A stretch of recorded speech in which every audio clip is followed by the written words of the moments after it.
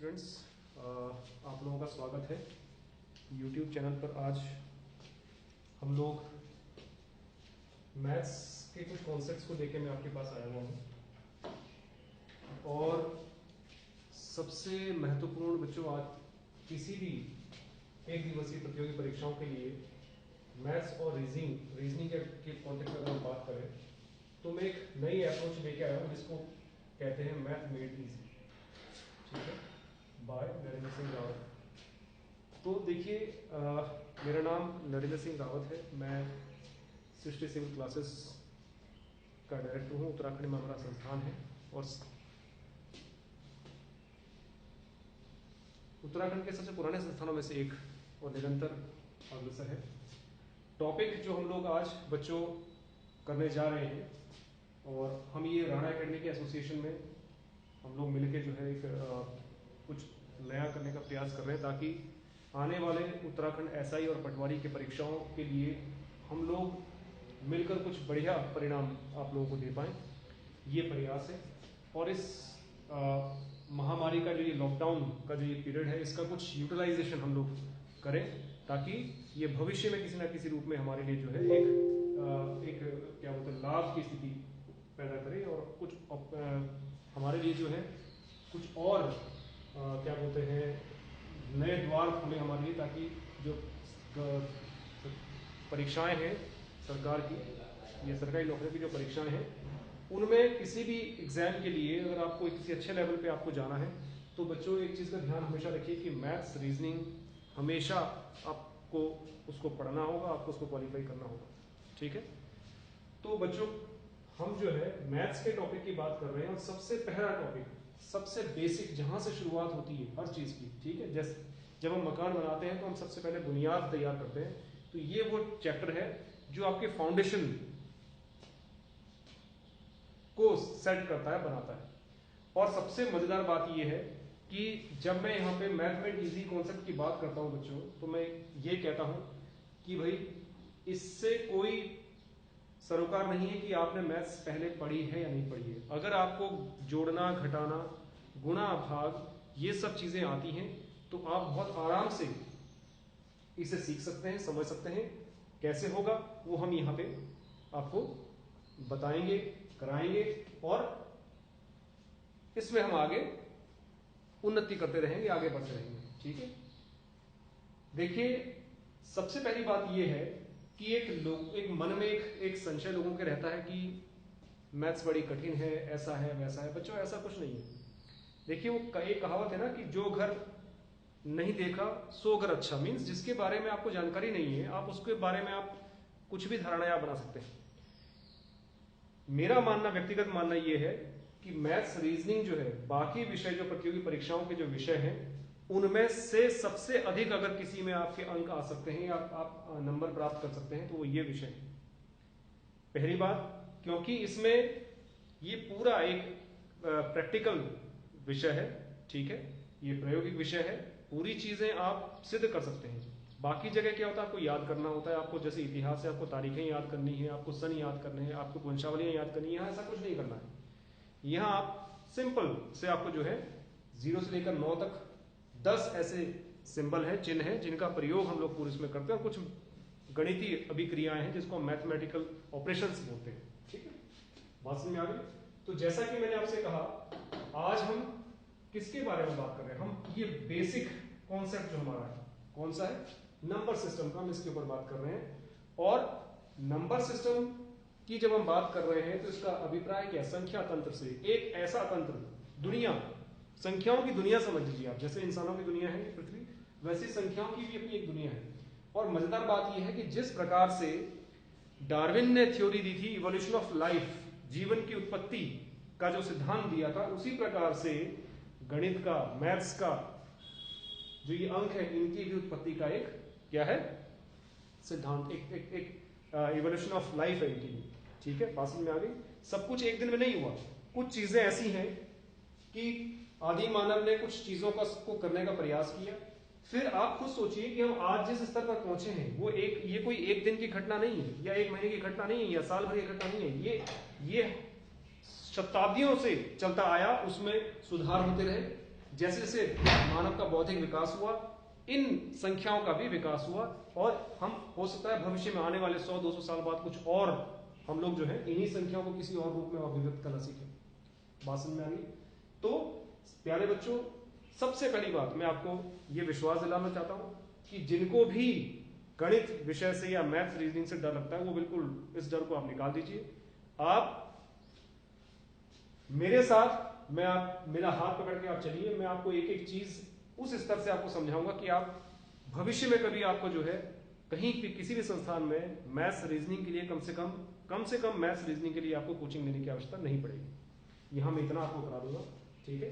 बात समझ में आ रही है? सबसे पहली बात प्यारे बच्चों, जब हम संख्या तंत्र की बात कर रहे हैं, संख्या तंत्र सिस्टम है, हम बोलते हैं यार सिस्टम खराब है, सरकारी तंत्र खराब है, तो यानी कि उसमें तंत्र है तो बहुत सारी छोटी छोटी चीजें हैं। अभी संख्या तंत्र में वो क्या चीजें हैं?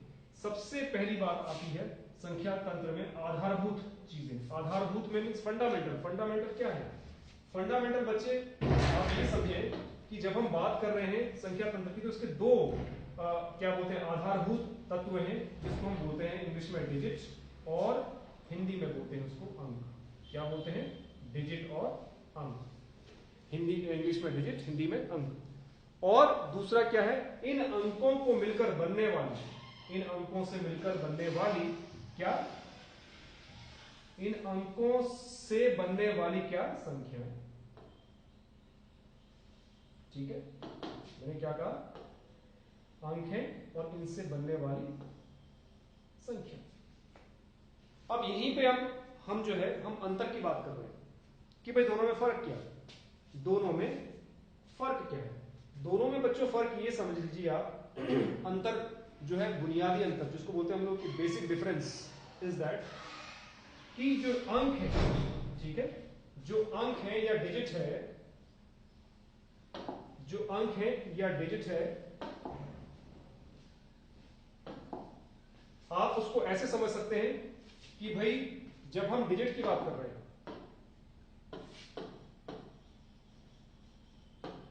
जिसको हम हिंदी में क्या बोलते हैं? अंक बोलते हैं। तो अंक जो है ये सीमित है।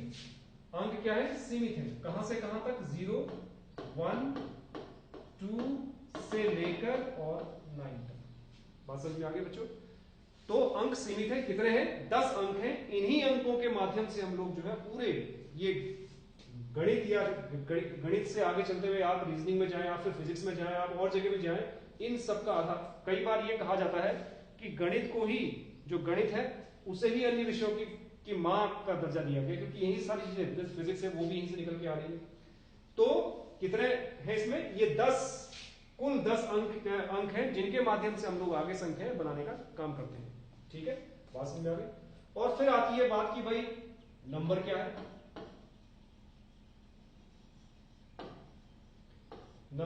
इसको बोलते हैं संख्या। ठीक है, तो बच्चों इन अंकों यानी कि अंकों के संकलन को, जिसका कुछ अर्थ हो, अर्थपूर्ण अंकों के संकलन को हम लोग क्या बोलते हैं? संख्या। बात समझ में आ गई? कि भाई जैसे किसी ने कहा कि भाई 7252070111, ये क्या है? 10 अंकों का, जैसे बोलते हैं ना मोबाइल नंबर, कितना? 10 अंकों का है, 10 अंकों का मोबाइल नंबर। तो नंबर शब्द आया ना, तो यानी कि सीधी सी बात ये है कि ये क्या है? अंकों का संकलन है। अंकों का संकलन, अंकों का संकलन, जिसका कुछ अर्थ हो। अगर मैंने ये लिखा है तो आजकल अगर 10 अंक एक साथ लिखे जाए तो निश्चित रूप से हमें लगता है कि कोई मोबाइल नंबर होगा। ठीक है, बात समझ में आ रही है बच्चों? तो अंतर यहीं पे स्पष्ट दिखता है कि भाई डिजिट जो है वो इकाई में रहते हैं हमेशा। ठीक है, और जो संख्याएं हैं वो बहुत सारे अंकों से मिलकर अंकों का समूह होती हैं, तो उनको हम क्या बोलते हैं? संख्या बोलते हैं। ठीक है, एक बात।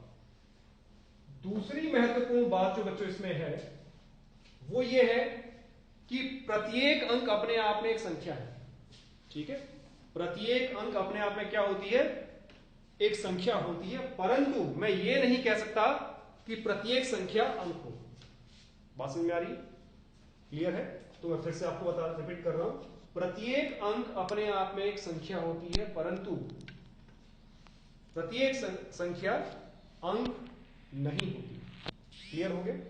इसका मतलब क्या? इसका मतलब यह है कि 0 जो है ये अंक भी है और संख्या भी है। 1 क्या है? अपने आप में अंक भी है और संख्या भी है। ठीक है, लेकिन अगर मैं ये कहूं कि भाई 17, तो ये क्या है? ये एक संख्या है, ये अंक नहीं है। क्यों? क्योंकि ये 2 अंकों से मिलकर बने। यहां तक बात समझ में आई? तो हम आगे चलते हैं।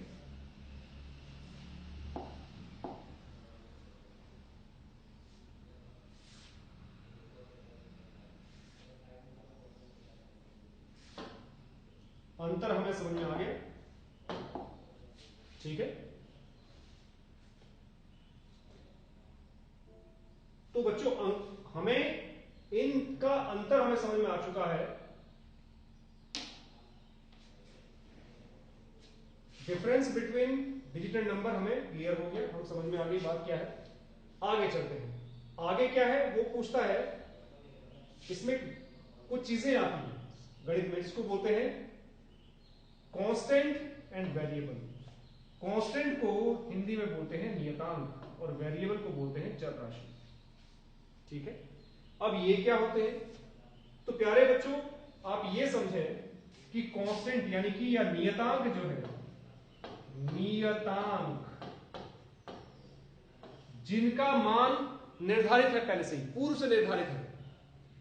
अगर मैं आपसे कहूंगा, मैं कहता हूं कि भाई रमेश 2 सेब ले आओ, तो रमेश नाम का जो बालक है ये झट से जाएगा और 2 सेब उठा के ले आएगा। ठीक है, तो उसका क्योंकि सेब का मान निर्धारित है कितना? 2। कितने लाने हैं? संख्या कितनी है सेबों की? 2। तो उसे पता है कि 2 का मतलब क्या है। इसका मान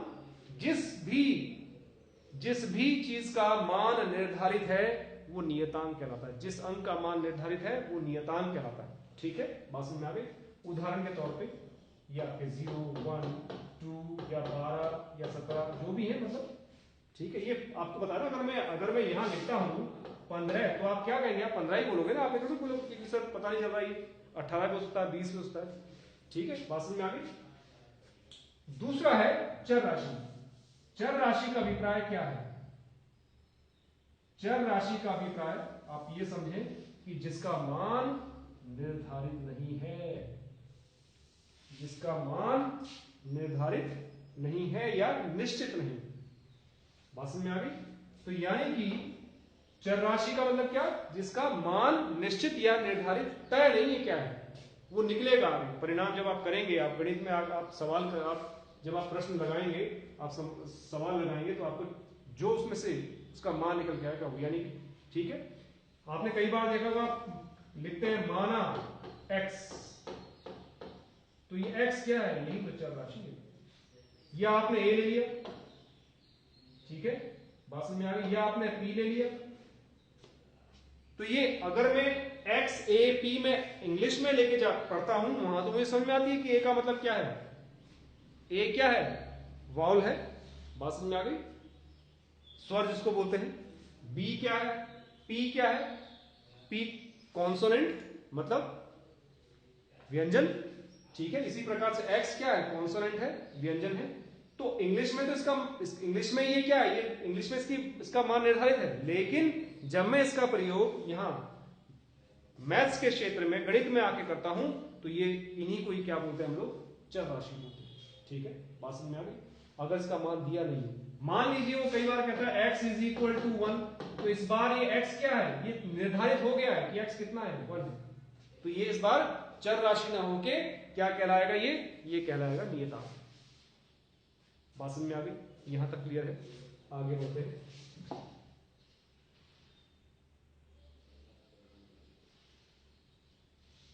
प्यारे बच्चों, इस टॉपिक को करने से पहले कौन सा टॉपिक की बात कर रहा हूं मैं इसकी बात कर रहा हूं। ये जो यहां दिया हुआ है, इसको करने से पहले मैं चाहता हूं कि आप इसे समझें। ठीक है, घातांक, क्योंकि इसका इस्तेमाल इसमें होना है। बात समझ में आ रही? इसका इस्तेमाल इसमें होना है। तो आप ये समझ लीजिए कि घातांक के परिदृश्य में, ठीक है, घातांक जो है वो कैसा होता है, वो हमेशा ध्यान रखिएगा, वो x to the power a की फॉर्म में। ऐसी को क्या बोलते हैं, घातांक। और इसका मतलब क्या है, इसका मतलब ये है, इसका मतलब क्या है, इसका मतलब ये है कि x जो है वो अपने आप से कितनी बार, a बार गुणा होगा। x अपने आप से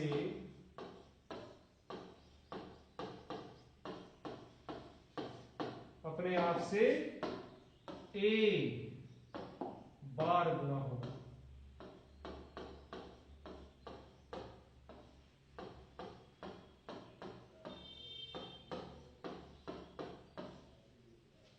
ठीक है, आप बोलोगे सर इसका क्या मतलब हुआ, इसका मतलब बच्चे ये हुआ कि मैंने लिखा x टू दी पावर 3, यहां a का मान कितना 3, तो इसका मतलब है कि x की गुणा अपने आप से 3 बार, ऐसे।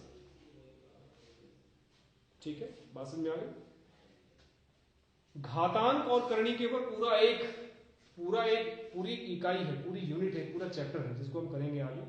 अभी फिलहाल जिस परिप्रेक्ष्य में हम बात कर रहे हैं कि अगर a का मान 0 हो जाए, हम उसकी बात कर रहे हैं। ठीक है, तो घातांक आप समझ गए, घातांक का मतलब आप समझ गए, तो मैं वो जो हमने पीछे वाले इसमें स्लाइड में उसको किया था, मैं उसी के ऊपर आ रहा हूं। उसमें दिया हुआ था x टू दी पावर 0। बच्चे ये हमेशा जब भी इस घातांक की बात होती है तो साथ एक नियम, एक शर्त जुड़ा होता है कि x should not be equal to 0। ठीक है, लेकिन वो किस कॉन्टेक्स्ट में, वो इस कॉन्टेक्स्ट में कि भाई इसका मान, किसका, x की पावर 0 का मान हमेशा कितना होता है, 1 होता है, लेकिन साथ ही साथ फिर शर्त लिखता हूं कि x खुद 0 नहीं होना चाहिए। ठीक है, आपको बात समझ में आ रही है, x स्वयं 0 नहीं होना चाहिए। क्या होगा अगर ऐसा हो जाएगा, तो हम देख लेते हैं। होगा ये कि अगर x टू दी पावर 0 दिया हुआ है और x का मान 0 हो जाए, तो यानी 0 की पावर 0, और 0 की पावर 0 क्या 1 हो जाएगा, ऐसा तो नहीं होता, क्योंकि 0 की पावर 0 का मान कितना होता है, 0। तो क्या 0 1 के बराबर हो जाएगा, नहीं। इसीलिए ये जो है ऐसा होता नहीं है, इसलिए ये कंडीशन। बात समझ में क्लियर है, क्योंकि शून्य कभी भी 1 के बराबर नहीं होता, शून्य की अपना अस्तित्व है, 1 का अपना अस्तित्व है, दोनों नियतांक हैं, और दो नियतांक बराबर नहीं हो सकते कभी भी। तो ये तो वही बात हो गई कि भाई 1 जो है वो 2 के बराबर है, या 2 4 के बराबर है। ठीक है, चर राशियां, संभवतः चर राशियां एक दूसरे के समान हो सकती है एक बार को, लेकिन कभी भी कोई दो भिन्न नियतांक समान हो जाए ऐसा असंभव। ठीक है, बात समझ में आ गई। तो ये हुआ कैसे, कैसे निकला कि ये वैल्यू ऐसे होगी या वैसे होगी, तो हम इसको देख लेते हैं। यानी x की पावर 0 हमेशा कितने के बराबर, 1 के बराबर। ये आया कैसे, हम इसको समझते हैं। देखिए, x की पावर 0 हमें सिद्ध करना है कि भाई x की पावर 0 जो है वो 1 कैसे होगा। मैंने आपसे कहा, मैं फिर यहां को लेके आता हूं। मैं एक एग्जांपल अभी लिया था आपसे, x की पावर अगर मैंने 3 लिखा हुआ है, तो मैंने क्या कहा था प्यारे बच्चों कि इसकी 3 बार अपने आप से गुणा होगी ऐसे, और यहां अगर कुछ नहीं है तो इसकी घात 1 है। यहां पे अकेला है तो घात 1 है, अकेला है तो घात 1 है। ध्यान रखिएगा बच्चों, ध्यान क्या रखना है आपने, ध्यान ये रखना है कि जब भी 2 या 2 से अधिक घातांक आपस में क्या हो, गुणा हो रहे हो, ध्यान से सुनिएगा, जब भी 2 या 2 से अधिक घातांक आपस में क्या हो रहे हो, गुणा हो रहे हो, तथा उनके आधार की राशि समान हो, यहां भी x है, यहां भी x है, आधार की राशि क्या हो, समान हो, तो ऐसी स्थिति में ये घातें क्या हो जाती है, जुड़ जाती हैं। ये घातें ये प्लस हो जाएंगे, 1 + 1 2 + 1 3। ठीक है, बात समझ में आ गई। यानी कि ये जो है कैसे लिखा जाएगा, ये लिखा जाएगा बच्चों x की power 1 + 1 + 1 which is equal to x की power 3, which is equal to x की पावर 3। ठीक है, अब वही चीज मैं यहां अप्लाई करता हूं, ठीक है। अप्लाई क्या कर रहा हूं कि भाई ये बताओ कि किन्हीं भी दो संख्याओं या अंकों के बीच का योग 0 कब होगा, ये बताइए। किन्हीं भी दो या दो से अधिक संख्याओं या अंकों का योग 0 कब होगा? बस सीधी सी बात है, आप देखें मैं यहां लिखता हूं कि भाई x to the power 1 minus 1, कोई समस्या किसी को, या x to the power 2 minus 2, तभी तो 0 बनेगा। फिर x to the power 3 minus 3, तब भी ऐसे बहुत सारे अनंत है, ठीक है। हमें ज्यादा उसमें नहीं जाना, मैं एक से काम चलाऊंगा, वही नियम सब पे लागू होगा, ठीक है। बात समझ में आ रही है? इसको मैं डालता हूं यहां से। तो अगर ये ऐसे है, इसका मतलब मैं इसको लिख सकता हूं, इसका मतलब मैं इसको लिख सकता हूं x टू द पावर 1, ठीक है, घाते इसको जो मैं लिख रहा हूं यहां पे 1 plus 1 plus x to the power 1 plus minus 1, कोई समस्या इसमें? क्योंकि प्लस की गुणा माइनस से होती है तो हमेशा माइनस, माइनस की गुणा जब भी माइनस से होगी तो प्लस, ठीक है। बात समझ में आ रही? तो यहां minus plus into minus minus, यही चीज आ जाएगी वापस। और ये घातें जुड़ रही हैं, इसका मतलब क्या? इसका मतलब ये है कि x टू द पावर 1 था गुणा x to the power minus 1 था। फिर एक और चीज प्यारे बच्चों, अगर x to the power minus a लिखा हुआ है तो इसको ये वास्तव में क्या था? ये होता है ऐसे इतने के बराबर। आप इसको ऊपर लेके जाएंगे, हर के इस घातांक को ऊपर लेके जाएंगे तो घात का चिन्ह क्या हो जाएगा? बदल जाएगा। प्लस होगा तो माइनस हो जाएगा, माइनस होगा तो प्लस हो जाएगा। यहां क्या है? यहां प्लस है, ऊपर ले जाऊंगा तो माइनस है, तो ये हो गया, लिख दिया, ठीक है। ये आगे तो मैं इसे क्या कर रहा हूं, मैं इसको इस रूप में लिख देता हूं x to the power 1 into 1 upon x, जो कि कितने के बराबर? अब ये गुणा होगी भाई, यहां भी 1 है, और जब 1 1 x की पावर 1 है, और ये ऐसे लिखने की आवश्यकता नहीं, तो मैंने सिंपली लिख दिया भाई, अगर घात 1 है तो उसको दर्शाने की जरूरत नहीं पड़ती। और ये कितने के बराबर? ये हो जाएगा x अपॉन x के बराबर। तो कट के मान कितना आया? 1। मुझे उम्मीद है आपको समझ में आ जाएगा, ठीक है। ये ऐसे आया, क्लियर है? बात समझ में आती है? ठीक। तो हम वापस जब जाएंगे उसमें, तो हम इस कॉन्सेप्ट की बात कर रहे थे,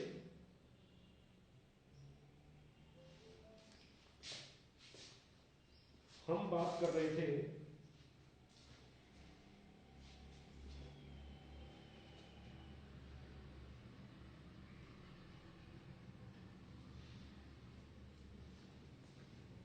इस कॉन्सेप्ट की।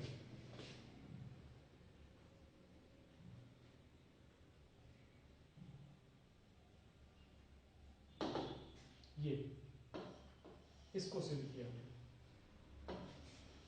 यानी कि कितने के बराबर? 1 के बराबर। कंडीशन क्या है? x should not be equal to c,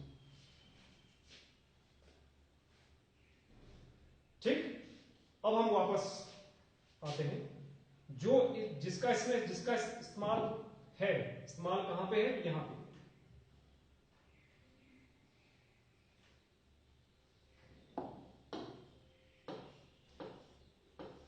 इस वाले, ठीक है। क्या है? Concept of face value and place value. स्थानीय मान और जातीय मान। जातीय मान फेस वैल्यू, जैसा दिखाई देता है, जैसा मेरा फेस है, मैं कैसा हूं? जैसा मेरा फेस वैल्यू, फेस। तो फेस वैल्यू का मतलब हुआ जातीय मान। ठीक है, बात समझ में आ रही। और प्लेस वैल्यू शॉर्ट फॉर्म में हम पी भी लिखेंगे। एसएससी पिछले 5-6 साल से इसको लोकल वैल्यू भी लिख रहा है, तो उसका मान वो क्या, स्थानीय मान। क्लियर है, बात समझ में आ गई। तो बच्चों इस कॉन्सेप्ट को हम समझना है, और इनके बीच में जब हम ये बात कर रहे हैं स्थानीय मान और क्या बोलते जातीय मान की, तो सीधी सी बात है बच्चे, आप इसको ऐसे समझे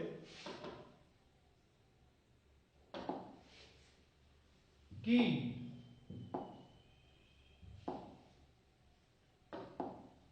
मान लीजिए मेरे पास कोई संख्या थी, मैंने लिखा 7 5 3 6।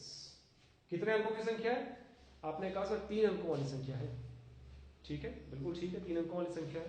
3 अंकों वाली है, 4 अंकों वाली संख्या है। ठीक है, 4 अंकों वाली संख्या है। अब इसमें इकाई, दहाई, सैकड़ा, हजार आप जानते हैं, वंस, टेंस। आप याद होगा आपको जब आप छोटी कक्षा में थे तो आप 0, वंस, टेंस, 100, 1000 लिखते थे आपको। तो इकाई, दहाई, सैकड़ा, हजार। ठीक है, तो इकाई का अंक जो है उसकी फेस वैल्यू जैसा वो दिखता है वैसी कितनी है, 6। कितनी है फेस वैल्यू, 6। इसकी फेस वैल्यू कितनी, 3। इसकी फेस वैल्यू कितनी, 5। इसकी फेस वैल्यू कितनी, 7। फेस वैल्यू बोले तो जातीय मान, फिर से रिपीट कर रहा हूं, इसका जातीय मान 5, जातीय मान मीन्स जैसा वो है। इसका जातीय मान 3, जातीय मान 5, जातीय मान 7। ठीक है, बात समझ में आ रही। आगे बढ़ते, अब बात आती है स्थानीय मान की। इसकी बात आती है स्थानीय मान की। तो प्यारे बच्चों, स्थानीय मान का और जातीय मान के बीच में संबंध क्या है वो मैं आपको बता रहा हूं। स्थानीय मान जिसको हमने कहा था place value, that is equal to जातीय मान गुणा 10 की घात x। आप कहेंगे कि सर ये आपने क्या लिखा है? तो बच्चों ये एक सूत्र है, फॉर्मूला। ठीक है, बात समझ आ रही है? यानी कि किसी भी, देखिए कोई भी, देखो जब तक तो अंक है तब तक कोई दिक्कत नहीं है। एक अंक वाली संख्या कोई दिक्कत नहीं है। जब भी 2 या 2 से अधिक होगी तो वो संख्या दिखती कुछ और है और होती कुछ और है। ठीक है, यानी कि उसका एक्चुअली कैसी होती है वो वाली बात कर रहा हूं। ठीक है, अब मैं यहां क्या कर रहा हूं, मैंने वही अभी दे लेता हूं संख्या 7 5 3 6।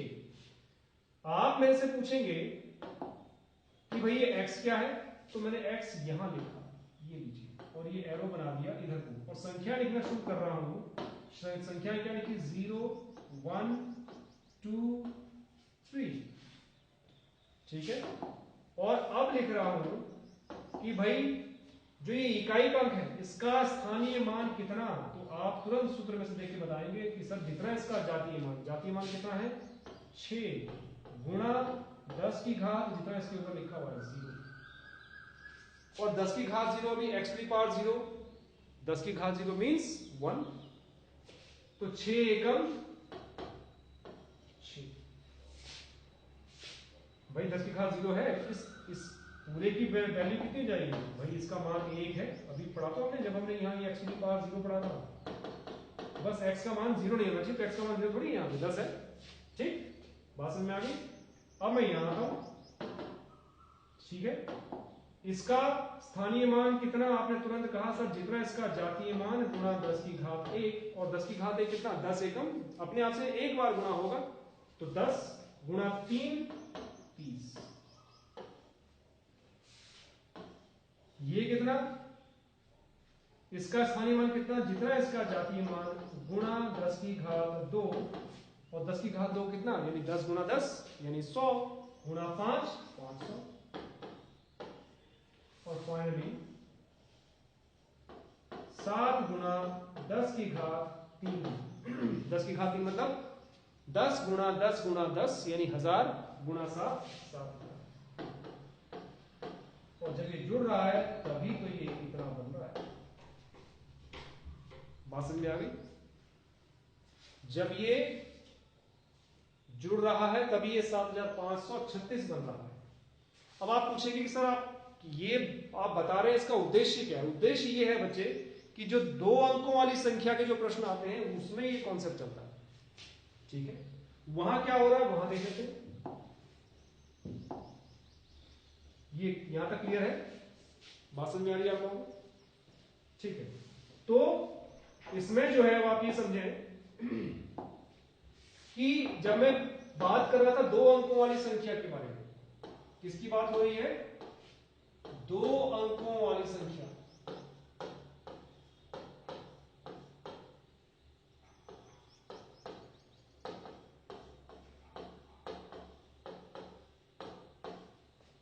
Two digit numbers. ठीक है, मैंने कोई भी 2 अंक ले लिए, मैंने लिखा x1, या आप बोलोगे आप xy क्यों ले, तो मैं ये भी ले लेता हूं, कोई फर्क थोड़ी पड़ रहा है इससे। फिर मैंने क्या किया, जो मैं हमेशा करता हूं, मैंने क्या लिखा, मैंने इनके ऊपर जो है x का मान 0 और 1, यहां पे भी 0 और 1 कर दिया। अब अगर मेरे से पूछा जाए कि भाई ये जो इकाई का अंक है, क्या है इकाई का अंक? y है, चर राशि है, इसका स्थानीय मान कितना? तो जितना इसका जातीय मान कितना, जैसा ये दिखाई दे रहा है, इंटू 10 टू द पावर 0, और 10 टू द पावर 0 कितना? 1, तो इसका मान कितना आएगा? y। ठीक है, उसी प्रकार से इसका स्थानीय मान कितना? x, जो ये दहाई का अंक है, क्या है? x है। x का स्थानीय मान जितना इसका जातीय मान गुणा 10 की घात 1, तो कितना? 10x। दोनों को जोड़ते हैं, पहले भी ये किया हमने, 10x प्लस 1। तो बच्चों मैं ये कहना चाहता हूं कि 2 अंकों वाली संख्या दिखती ऐसी है, कैसे दिखती है? दिखती ऐसी है और होती ऐसी है।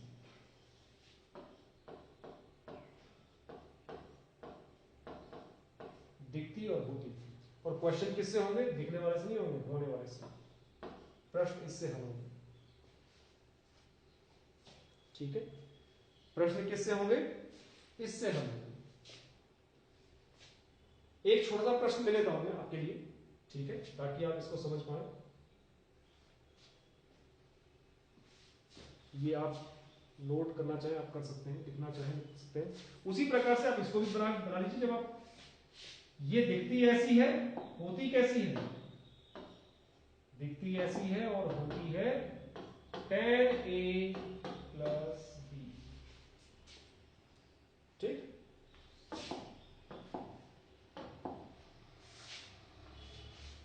मान लीजिए उसने प्रश्न कहा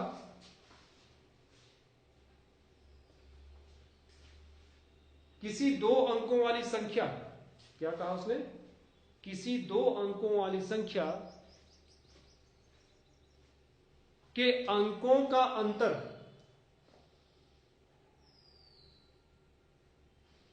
किसी 2 अंकों वाली संख्या के अंकों का अंतर 1 है। ठीक है, यदि इस संख्या के अंकों के स्थान में परिवर्तन कर दिया जाए, यानी कि x की जगह y और y की जगह x परिवर्तन कर दिया जाए, तो प्राप्त संख्या वास्तविक संख्या से 9 अधिक है। कितनी अधिक है? 9 अधिक। कहता है वास्तविक संख्या ज्ञात कीजिए। बात समझ में आ गई? उसने क्या कहा प्रश्न में? उसने कहा कोई 2 अंकों वाली संख्या है, मैंने झट से लिख लिया ये है 2 अंकों वाली संख्या, और मैंने कहा भाई ये दिखती ऐसी है, और सर ने कहा था कि भाई होती ऐसी है, और होने वाले से उन्होंने ये भी कहा था कि होने वाले से प्रश्न होगा हल, है ना? ठीक है, ये मैंने यहां अपने लिए कुछ बना लिया। अब उसने क्या कहा? उसने कहा कि जो दो अंकों वाली संख्या है उसके अंकों का योग कितना है, सॉरी अंतर, अंकों का अंतर क्या है, 1 है। तो ये है एक x है और y है। अब मुझे इसमें ये पता नहीं है कि कौन बड़ा है कौन छोटा है, ठीक है, तो मैं मान लेता हूं बिल्कुल, ठीक है, मैं मानना क्या यहां लिख लेता हूं कि भाई सीधे तो मुझे जानकारी नहीं है कि कौन सा बड़ा है कौन सा छोटा है। तो सीधी सी बात यह है कि मैंने लिख लिया x minus y equal to 1, ठीक है, x माइनस, मैंने मान लिया x बड़ा है, थोड़ी देर में तभी तो माइनस लिखा, ठीक है, क्योंकि उसने अंतर की बात की है तो अंतर ऐसे लिखा जाएगा, या तो आप y में y, वास्तव में तो आप ये समझें कि जब अंतर की बात वो कहता है, अंतर शब्द का इस्तेमाल करेगा बच्चों, तब तो ऐसा लिखा जाना चाहिए, ऐसे। इसका मतलब ये है जो छोटा हो उसको घटा दो बड़े में से, ठीक है। चलिए आगे क्या बोला उसने कहा कि अगर उनके स्थान में परिवर्तन कर दिया जाए, y की जगह x और x की जगह y, परिवर्तन हो गया तो ये ऐसा दिखेगा दो अंकों वाली संख्या। तो अब ये दिखती ऐसी है, होती हो कैसे जाएगी, ऐसी दिखेगी। ये है वो प्राप्त संख्या। ये जो प्राप्त संख्या है ये वास्तविक संख्या से कितनी 9 अधिक है, यानी कि प्यारे बच्चों वो क्या कहना चाह रहा है, वो ये कहना चाह रहा है कि इन दोनों का अंतर 9 है। भाई ज्यादा क्या कहा उसने कि प्राप्त संख्या वास्तविक संख्या से 9 अधिक है। तो जब भी वो कम और ज्यादा की बात करता है कि वो उससे इतना कम वो उससे उतना ज्यादा, तो समझ लीजिए कि उन जिन दो लोगों की बात हो रही है या जिन दो संख्याओं की बात हो रही है उनका अंतर बता रहा है वो आपको, ठीक है, बात समझ में आ गई। तो प्राप्त संख्या वास्तविक संख्या से 9 अधिक, ये इससे 9 ज्यादा है, इसका मतलब ये बड़ी है। इसका मतलब अगर ये बड़ी है तो बड़ी का तो भैया बड़ा रोल है, ठीक है।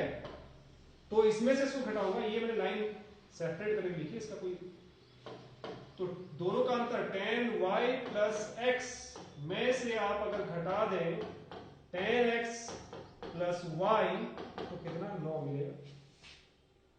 आगे हल कर लिया, ये ओपन कर दिया, tan y plus x minus tan x minus y equal to 9।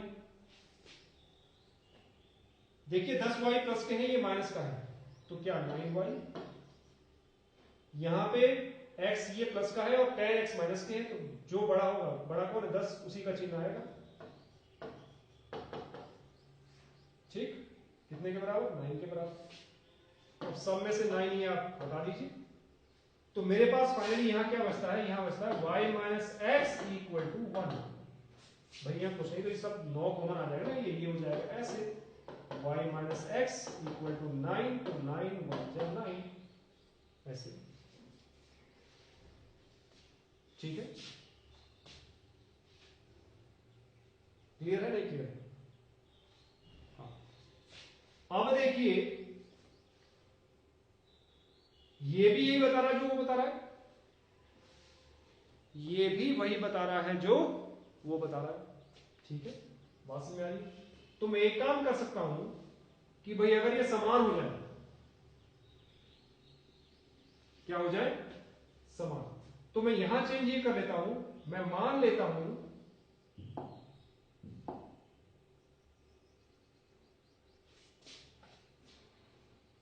मैं क्या मान लेता हूं, यहां से मेरे पास एक चीज आई है, देख रहे हैं आप क्या आई है, यहां से ये चीज आई है बच्चों कि y बड़ा है x से, ये किससे आया, समीकरण से आया, y बड़ा है x से,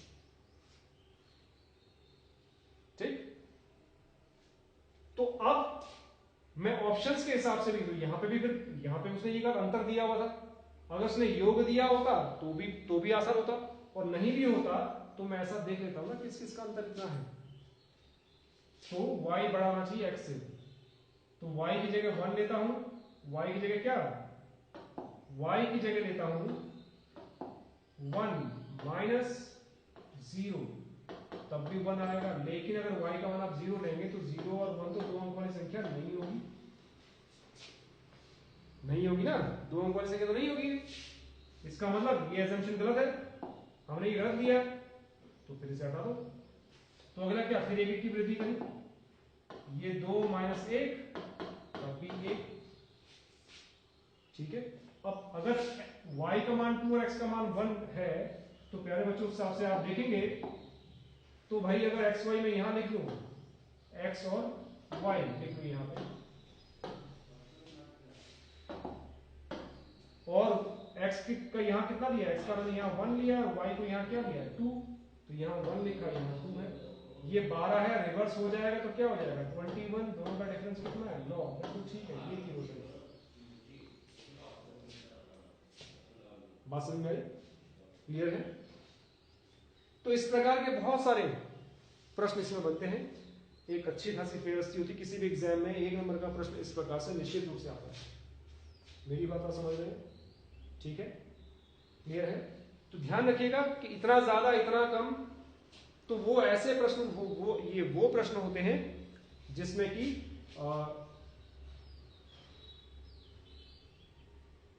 ये कॉन्सेप्ट हम अप्लाई करते हैं, ठीक है। चलिए नेक्स्ट आगे बढ़ते हैं।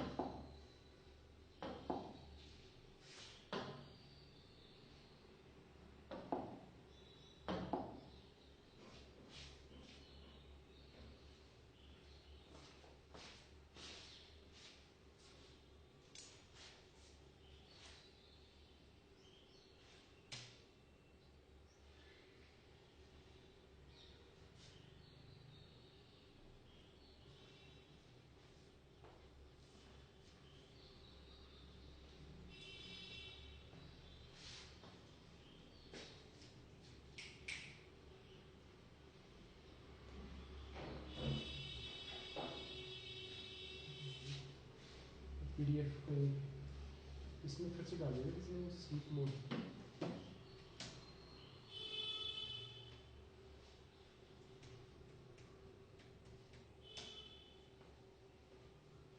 चलिए, तो हम लोगों ने जो है कौन सा कॉन्सेप्ट पढ़ा, हम लोगों ने face value place value context में क्वेश्चंस जो होते थे, ठीक है, जो क्वेश्चंस होते थे क्या बोलते हैं आपके प्लेस वैल्यू और फेस वैल्यू पे बेस्ड 2 अंकों वाले, उनकी बात। तो ये ऐसे बहुत सारे इसमें प्रश्न इसमें बनते हैं विभिन्न प्रकार के। और इसके बाद जो महत्वपूर्ण टॉपिक आता है वो है आपका क्लासिफिकेशन ऑफ नंबर्स, ठीक है। किसके ऊपर आता है, क्लासिफिकेशन ऑफ नंबर्स को लेके आता है। और इसमें से मैं चेक करता हूँ कि इसमें कुछ प्रश्न हमारे पास और थे, मैं एक क्वेश्चन आपको और इसमें कराने का प्रयास करता हूँ।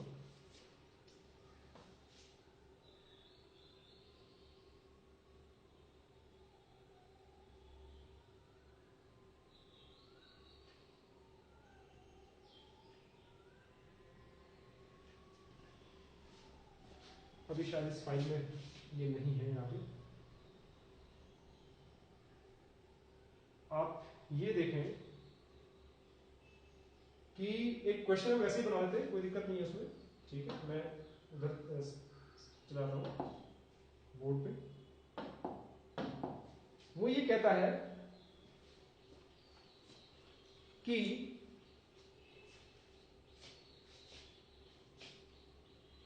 किसी 2 अंकों वाली संख्या, किसी 2 अंकों वाली संख्या का इकाई का अंक दहाई के अंक का दुगना है।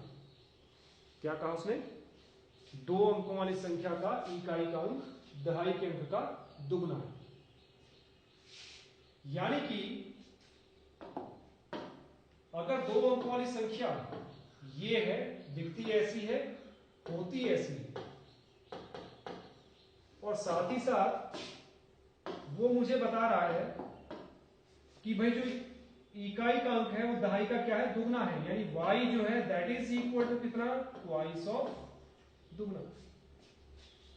इकाई का अंक दहाई के अंक का दुगना है, ठीक है। कहता है यदि इस संख्या के अंकों के स्थान में परिवर्तन कर दिया जाए, अंकों के स्थान में परिवर्तन कर दिया जाए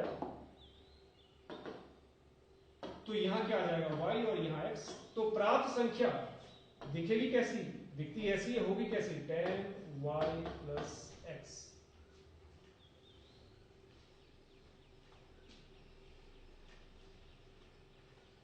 तो प्राप्त संख्या वास्तविक संख्या से 18 अधिक है। ये जो प्राप्त संख्या है ये इससे कितनी 18 ज्यादा, यानी कि दोनों का अंतर कितने के बराबर है, 18 के बराबर। तो मैंने झट से क्या किया, मैंने झट से इसको सॉल्व कर लिया। तो ये था 10y plus x minus 10x plus y equal to 18। ठीक है, अब क्या है, यहां पे इसको ओपन कर दिया तो 10y plus x minus 10x minus y equal to 18। 10y में से 10y में से एक y चला गया माइनस का। ठीक है भाई, ये प्लस का है ये माइनस का है, तो क्या कितना हो जाएगा, ये हो जाएगा आपका 9y। इसी प्रकार से माइनस 9x इक्वल टू 18 और 9 कॉमन ले लेंगे, y minus x equal to 18